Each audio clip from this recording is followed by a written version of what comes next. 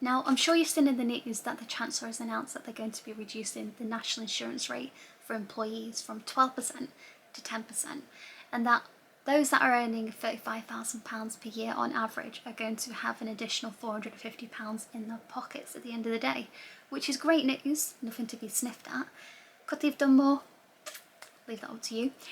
Now, as you know, a lot of people in the UK don't even earn £35,000 per year, so how much better off are those individuals going to be? And that's what I want to take a look at, and what this means for you. So let's deep dive into that. So I'm going to keep referring to my screen over here where I've got my calculations, but I'm going to bring them up somewhere over here for you too. So let's just say that you earn £20,000 per year.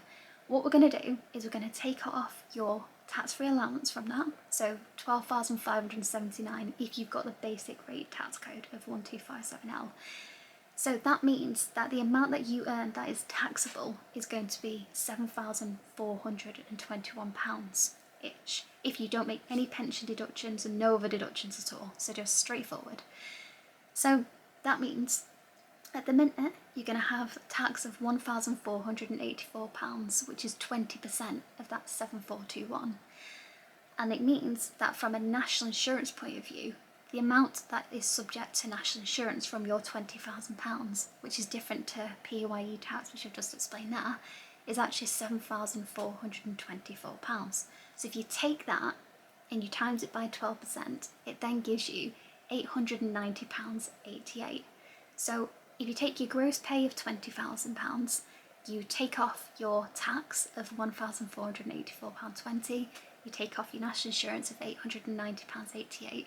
At the minute, you're going to be taking home £17,624.92 per year. Okay, but how does that compare to the 10%? So if we run those figures through again, what we're going to see is you're still going to pay the same amount of tax. So we've still got £1,484.20. But the amount subject to national insurance, which is your £7,424, and that rate, by the way, is determined by HMRC, it can go up or down every year. But basically, we're going to take that and we're going to times it by 10%. So that's going to give you £742.40. So it means that when we take your gross pay of £20,000 and then we take off your tax of £1,484.20, and then we take off the £742.40 for national insurance, your take-home pay is going to be £17,773.40 per year. Now, that means that you're better off in that situation. Again, if you don't pay pension, you don't have any other deductions, it's just really straightforward, you're going to be better off by £148.48, which is, again, nothing to be sniffed at, it's better than nothing.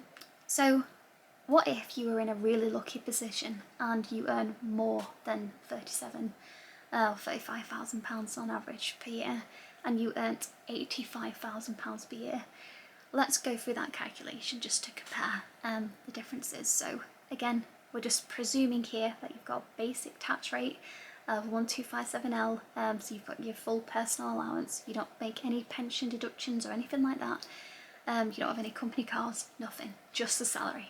So you've got £85,000, we're going to take off the 12,579, and that means that you've got an amount to be taxed of 72,421. Now, because you are earning quite a bit, you're going to be taxed at 20% and 40%. So your total tax is going to be £21,428.40.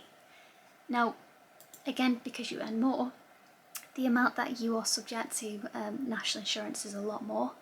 So basically, you are going to end up paying a total of £5,217.68 of national insurance. So you're paying national insurance at 12% like everybody else, and then 2% at the higher rate too.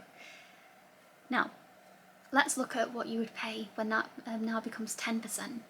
So we've got the same workings out for the top half for your PAYE.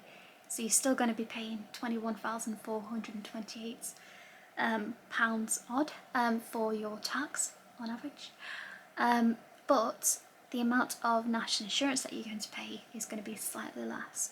So the 2% of national insurance that you're going to pay is £694.64, which is the same as before, but the national insurance rate at the basic amount, which would have been £4,523.04 at 12%, is now only £3,769.20.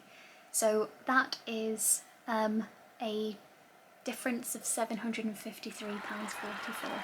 So you're better off by that amount every year. So you were taking home £58,353.92, and you're now taking home £59,107.36 per year. So very lucky indeed to firstly be earning over that, and also having been better off thanks to this cut from next year.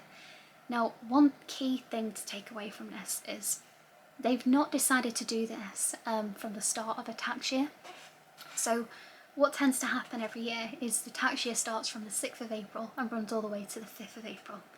So they're going to start this sometime in January, maybe after the 6th of January, which falls within the tax year.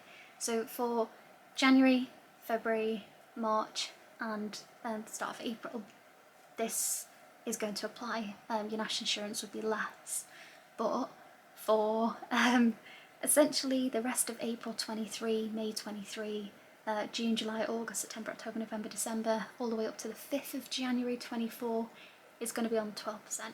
So you might see a little difference, but overall, when you look at next year, you're going to see quite a bit of a difference between what you've paid in national insurance compared to the previous year overall.